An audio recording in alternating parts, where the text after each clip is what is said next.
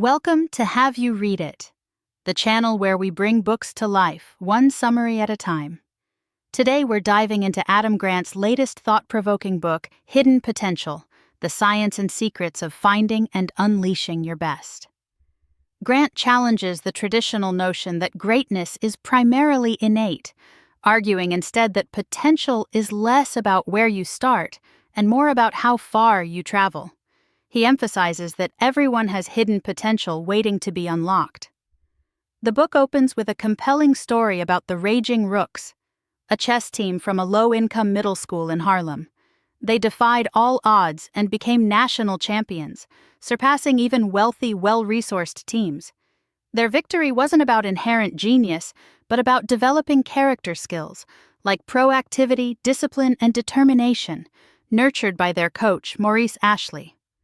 The Rook's success underscores Grant's core argument: potential isn't fixed, it's cultivated. Grant examines a study where researchers interviewed highly accomplished individuals across various fields. The surprising finding? Most weren't child prodigies. Their talent blossomed later, often triggered by a mentor or teacher who made learning enjoyable. This reinforces the idea that opportunity and motivation, coupled with the right learning environment, can unlock hidden potential within anyone. The book emphasizes the crucial role of scaffolding. Just as construction scaffolding provides temporary support for workers to reach new heights, learning scaffolding offers support that's gradually removed as the learner gains independence. Grant uses the example of Maurice Ashley, who provided this type of support for the Raging Rooks by teaching them the endgame first, then having them create engaging ways to share techniques and hold each other accountable. This scaffolding allowed the Rooks to take ownership of their learning and growth. Grant introduces the concept of character skills as crucial for unlocking hidden potential. He emphasizes that these skills, often dismissed as soft skills, are what truly make us human and set us apart in a world increasingly dominated by automation. One key character skill is embracing discomfort. Grant busts the myth of learning styles, presenting evidence that sticking to your preferred learning mode can hinder growth. He cites Steve Martin, who hated writing but realized it was crucial for honing his comedic timing. The sources also highlight the importance of social skydiving, deliberately putting yourself in uncomfortable situations to overcome shyness and accelerate language acquisition, as demonstrated by polyglot Benny Lewis. This emphasizes the courage to abandon tried-and-true methods, practice before feeling ready, and embrace mistakes as learning opportunities. Grant discusses the importance of being a sponge, proactively absorbing and filtering information for growth. He shares the inspiring story of Melody Hobson, who rose from poverty to become a business leader through her incredible thirst for knowledge. He introduces the concept of absorptive capacity, the ability to recognize value, assimilate, and apply new information, stressing the need to be proactive in seeking knowledge and growth, oriented in filtering it. The book presents a fascinating example of Julius Yego, a Kenyan javelin thrower who used YouTube videos to coach himself to a world championship, demonstrating the power of being a proactive learner.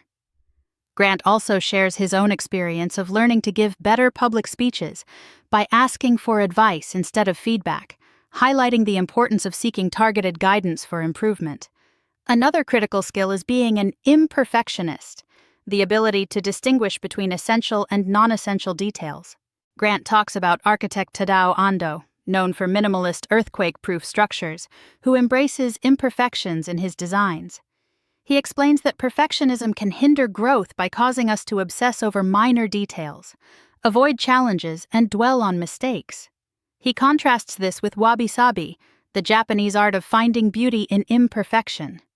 Grant recounts his own experience as a high school diver, where his perfectionism initially held him back. He emphasizes the importance of setting specific, challenging goals, rather than striving for an ambiguous best. He introduces the concept of using judges to provide objective assessments and highlights the importance of self-compassion in learning from mistakes. The book shifts to exploring how to build scaffolding to maintain motivation in the face of obstacles like burnout, self-doubt, and stagnation. He uses the example of Tetris, where playing the game after a stressful experience helps reduce intrusive thoughts. This underscores that scaffolding often comes from external sources, is tailored to the specific obstacle, and is a temporary support for building resilience. Grant examines how to transform the daily grind into a source of joy. He profiles deaf percussionist Evelyn Glennie, who found passion in practice through deliberate play. He distinguishes between harmonious passion and obsessive passion. He encourages us to incorporate deliberate play, structuring practice to make skill development enjoyable, as seen in Brandon Payne's training of Steph Curry.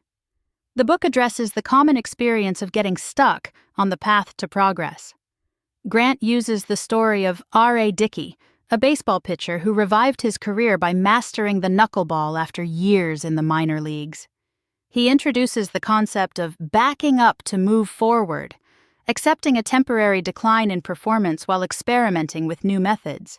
Grant challenges the notion that we should always learn from the best, explaining that experts often struggle to teach beginners due to the curse of knowledge.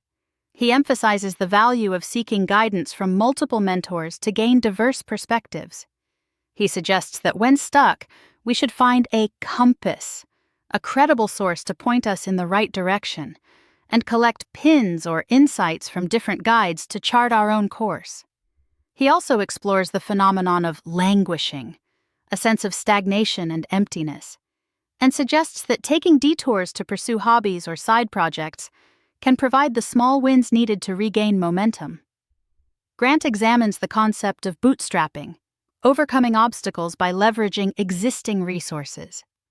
He shares the story of the Golden 13, the first Black men to enter officer training in the U.S. Navy, who succeeded despite facing prejudice and a demanding curriculum by teaching each other. The book emphasizes the importance of collective intelligence, a group's capacity to solve problems together. Grant highlights research showing that the smartest teams aren't necessarily composed of the smartest individuals, but rather those with strong pro-social skills.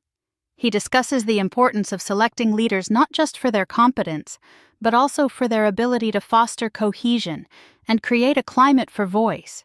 He uses the example of André Sugaret, the leader of the Chilean mine rescue, who prioritized pro-social skills in building his rescue team.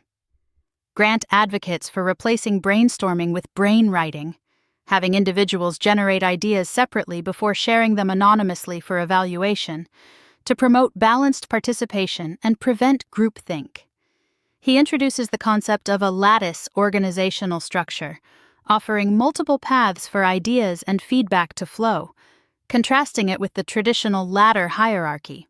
Grant explores how selection systems often overlook diamonds in the rough due to their focus on past achievements rather than potential. He shares the story of Jose Hernandez, who was repeatedly rejected by NASA before finally becoming an astronaut.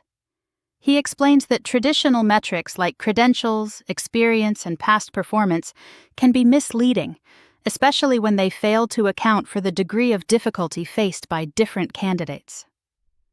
Grant challenges readers to rethink how we interview.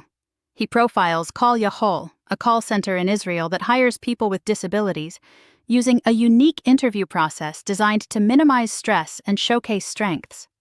This approach involves real-time work samples, where candidates demonstrate their skills in realistic scenarios, and offers do-overs to ensure a fair assessment of potential.